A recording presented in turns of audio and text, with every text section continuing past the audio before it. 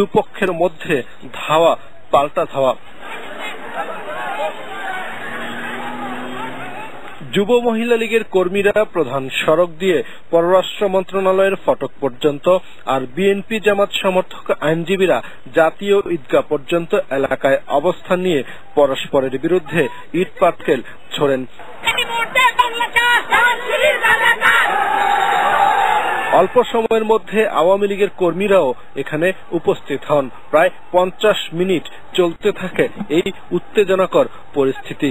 মহামান্য supreme court যদি এই সকল সন্ত্রাসীদের এখান থেকে বের না করে তাহলে আমরা বাধ্য হব সুপ্রিম কোর্টের নিকটে ওদেরকে প্রতিহত করতে। বিএনপি সমর্থক আইনজীবীরা সমিতি ভবনে ফিরে গেলে এবার আইনজীবী সমিতি ভবন থেকে মিছিল করে সুপ্রিম কোর্টের প্রধান ফটক পর্যন্ত আসেন আওয়ামী লীগ সমর্থিত আইনজীবীরা। শিবিরের সবচেয়ে গুন্ডা বাহিনী এনে সারাদিন ব্যাপীতে নারকীয় কাণ্ড করেছে।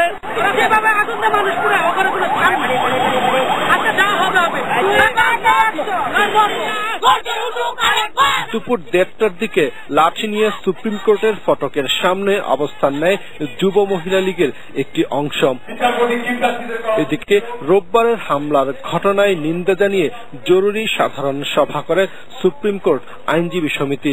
রোববারের ঘটনায় বিচার বিভাগীয় তদন্ত কমিটি গঠনের দাবি জানান সমিতির নেতারা। সুপ্রিম কোর্ট আইনজীবী সমিতির প্রশাসন ও প্রধান বিচারপতির নির্লিপ্ত আচরণের তীব্র নিন্দা ও প্রতিবাদ জানাচ্ছে। আগামীকাল 31শে ডিসেম্বর সুপ্রিম কোর্ট সহ সারা দেশের প্রতিটি আদালতে কর্মবিরতি পালন করার উদাত্ত আহ্বান জানাচ্ছে।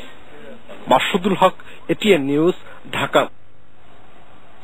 জাতীয় প্রেস ক্লাবে নিয়মিত জাতীয় পতাকা উত্তোলন এবং দলমত নির্বিশেষে সাংবাদিকদের জন্য সদস্যপদ উন্মুক্ত করার দাবি জানিয়েছে সাংবাদিক ইউনিয়নের একাংশ। অপরাংশ রোববার সংঘটিত হামলার জন্য দায়ী ব্যক্তিদের বিচারের দাবি জানিয়েছে। বাংলাদেশ ফেডারেল সাংবাদিক ইউনিয়নের দুই অংশ সোমবার জাতীয় প্রেস ক্লাব চত্বরের পাশাপাশি সমাবেশ করে। দুই অংশের রোববারের হামলার জন্য পরস্পরকে দায়ী করে। প্রধানমন্ত্রী তথ্য উপদেষ্টা ইকবাল সোবহান চৌধুরীর সভাপতিত্বে একাংশের সমাবেশে সাংবাদিক নেতারা বলেন, মঙ্গলবার থেকে জাতীয় প্রেস ক্লাব চত্বরে নিয়মিত জাতীয় পতাকা উত্তোলন করা না হলে বুধবার থেকে তারাই ওই উদ্যোগ নেবেন। 2 সপ্তাহের মধ্যে পেশাদার সাংবাদিকদের জন্য প্রেস ক্লাবের সদস্যপদ উন্মুক্ত করার দাবিও জানান তারা। প্রায় একই সময়ে অন্য সমাবেশে বিরোধী দলীয় নেতার উপদেষ্টা শওকত মাহমুদ এবং বিএফইউজে একাংশের সভাপতি রুহুল আমিন গাজী সহ অন্য সরকার এবং সরকারপন্থী সাংবাদিকদের সমালোচনা করেন।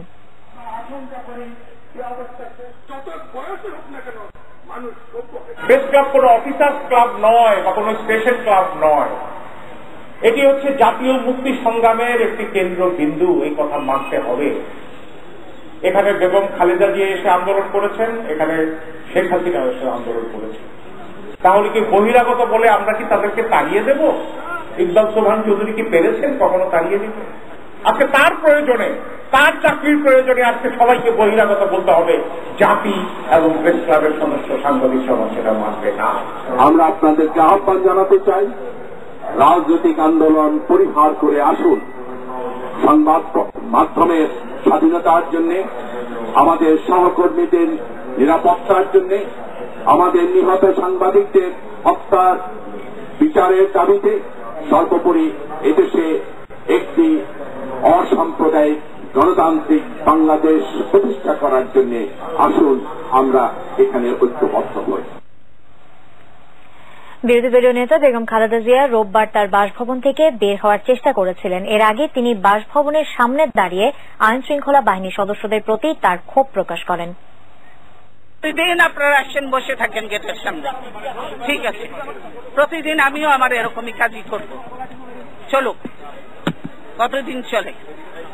কি মনে করেছেন কি দেশটা কি আপনাদের 1,35,000 সম্পত্তি হয়ে গেছে আওয়ামী লীগের? যে গুন্ডা বাহিনী দিয়ে আমাদের প্রোগ্রাম বন্ধ করতে চান, পুলিশ বাহিনী দিয়ে প্রোগ্রাম বন্ধ করতে চান। সাহস থাকে কাউন্টার প্রোগ্রাম করে দেখাতেন, সাহস নেই। 10টা লোক আসে না, ভাড়াটিয়া লোক ভাড়া করে ডিসিএসপি দিয়ে লোক আনায়, বুঝি এটা।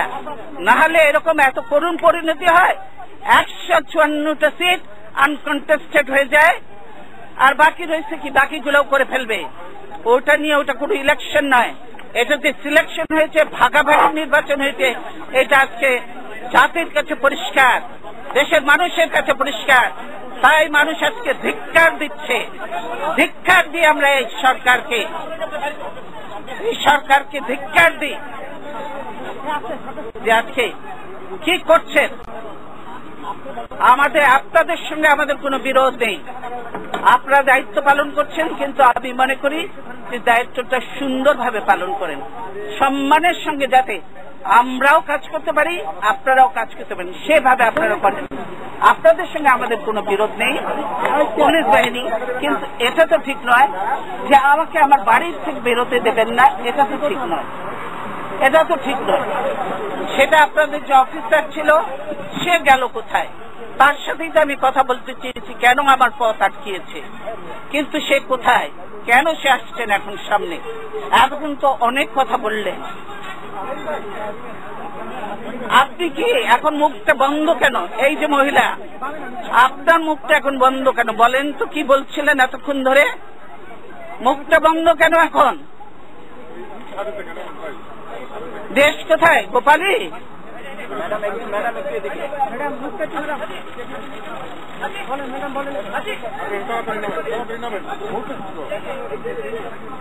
গোপালগঞ্জ জেলার নামই বদলে যাবে, বুঝছেন? গোপালগঞ্জ আর থাকবে না।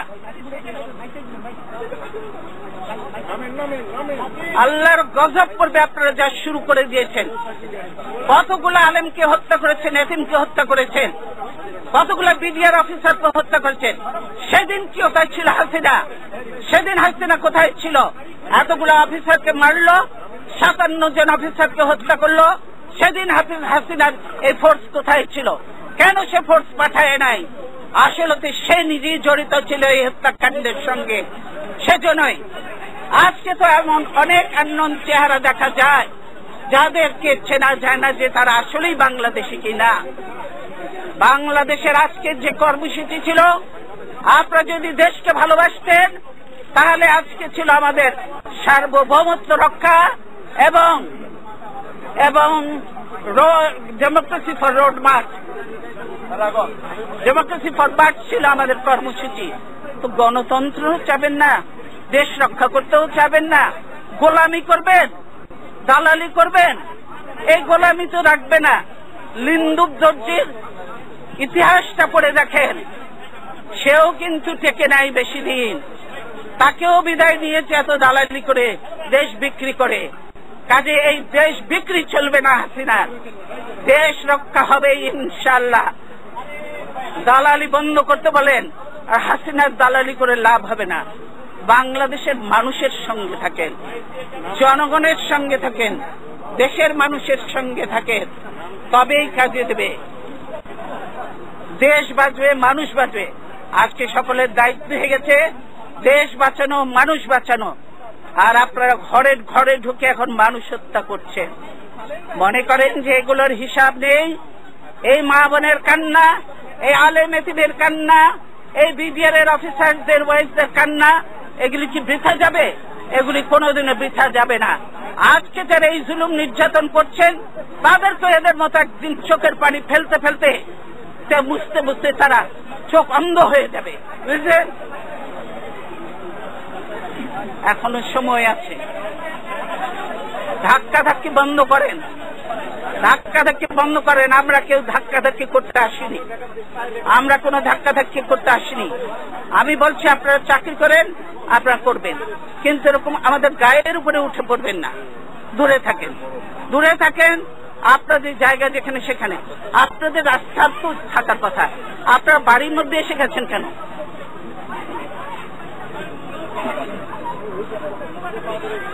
কি আপনাদের মেয়েরা তো ঝগড়া করে গেল? হ্যাঁ মেয়েরা চুপ করো। কয়দিনের চাকরি হয়েছে যে এত কথা বলো?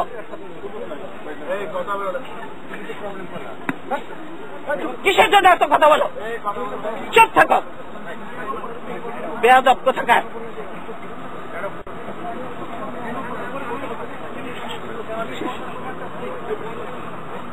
আপনার অফিসার কোথায় গেল? আসলো না? তাকে বলবেন আমার সঙ্গে দেখা করতে, আমি তার সঙ্গে কথা বলতে চাই। বুঝেছেন কি বোঝেননি কথাটা? এইটা তো বাংলা ভাষা নাকি অন্য কোনো ভাষায় বলতে হবে আপনাদেরকে?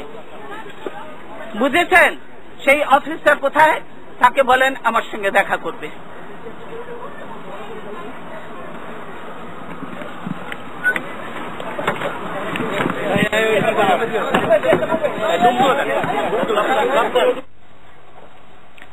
এদিকে বঙ্গবন্ধুর জন্মস্থান নিয়ে বিরোধী দলীয় নেতার বিরূপ মন্তব্যের তীব্র সমালোচনা করেছেন যোগাযোগ মন্ত্রী ওবায়দুল কাদের। আর বেগম খালেদা জিয়াকে গণতন্ত্রের ভাষায় কথা বলার আহ্বান জানিয়েছেন আওয়ামী লীগের যুগ্ম সাধারণ সম্পাদক ডক্টর দীপু মনি। সোমবার সকালে সচিবালয়ে সাংবাদিকদের সঙ্গে আলাপকালে ওবায়দুল কাদের বলেন, রোববার আদালত অঙ্গনে দলীয় পরিচয়ে যারা বাড়াবাড়ি করেছে তাদের বিষয়টি খতিয়ে দেখা হচ্ছে। লাঠি মিছিলের পরিবর্তে এখন থেকে নৌকা প্রতীক নিয়ে মিছিল হবে বলেও জানান তিনি।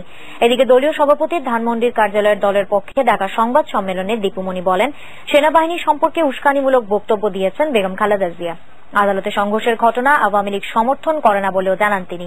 দেশজুড়ে সরকারি অবরোধ চলছে এমন কথা ঠিক নয় দাবি করে তিনি বলেন, সরকার জনগণের নিরাপত্তার স্বার্থে কাজ করছে। চাকরি পেয়েছিল, মরণপণ আঘাত হানার চেষ্টা করছে। শ্রমিক সেনাবাহিনী সম্পর্কে উস্কানিমূলক। আমরা মনে করি আইনজীবীদের বেশ ধারণ করে তাদের দলীয় ক্যাডাররা সেখানে কিভাবে নানানভাবে কর্মসূচি পালন করার নামে সেখানে বিশৃঙ্খলা সৃষ্টি করেছেন এবং তারই প্রতিবাদে সেখানে যে ঘটনা ঘটেছে অবশ্যই সেটি দুর্ভাগ্যজনক।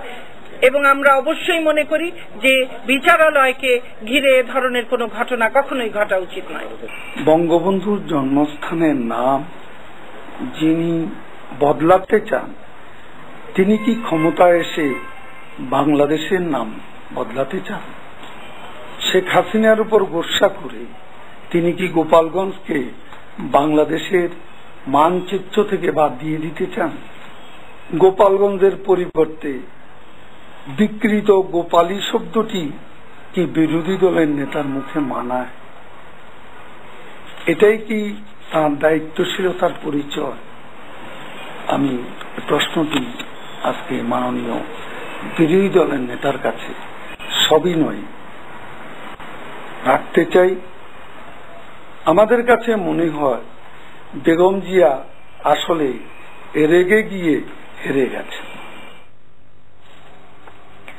আন্দোলনের সুযোগ নিয়ে বিএনপি জামায়াতকে আর মানুষ মারতে দেওয়া হবে না বলে স্পষ্টই জানিয়েছেন প্রধানমন্ত্রী শেখ হাসিনা।